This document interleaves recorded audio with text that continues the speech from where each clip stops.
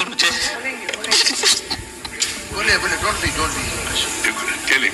Listen. Go on, listen. Yogi ji, we all respect you. अगर सदन महोदय मुझे संरक्षण नहीं दे सकता है तो मैं आज ही सदन को छोड़ करके वापस जाना चाहता हूँ। वो छोड़िए सब। मैंने कोई महत्व नहीं रखता महोदय।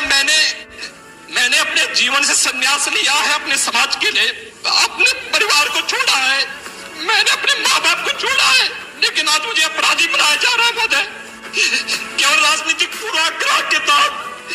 केवल इसलिए क्योंकि मैंने वहां पर भ्रष्टाचार के मामले उजागर किए थे।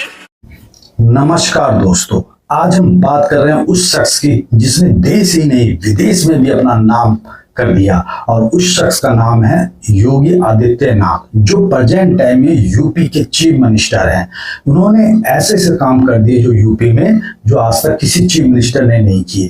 तो चलिए जानते हैं उनकी पूरी जीवनी, वो कैसे उत्तराखंड से यूपी पहुंचे। साल 1993 उत्तराखंड के पंचूर गांव में रहने वाला अजय अचानक से घर से लापता हो जाता है। बेटे को खोजने के लिए आनंद सिंह हर मुमकिन जगह पर गए, लेकिन उसका कोई अता पता नहीं था। बेटे की याद में मां के लिए एक दिन भी काटना बहुत ही मुश्किल हो गया था। हालांकि जब बेटे वापस आने की उम्मीदें धुंधली सी होने लगी थी, मगर 6 महीने बाद अजय अचानक से अपने गांव लौटता है। बेटे के वापस आने की खबर सुनकर मां की तो आंखों में खुशी के आंसू भर जाते हैं, मगर बेटे के स्वागत के लिए वो जैसे ही अपना दरवाजा खोलती हैं तो उसकी आंखें खुली की खुली रह जाती हैं। अजय ने आज जींस टी शर्ट नहीं पहनी, बल्कि भगवा चोला पहना हुआ था और सिर मुंडा हुआ था। दोनों कानों में बड़े बड़े कुंडल पहने हुए थे और हाथ पर खप्पर लिए, और वो अपनी माँ से कहता है, माँ मुझे भिक्षा दीजिए।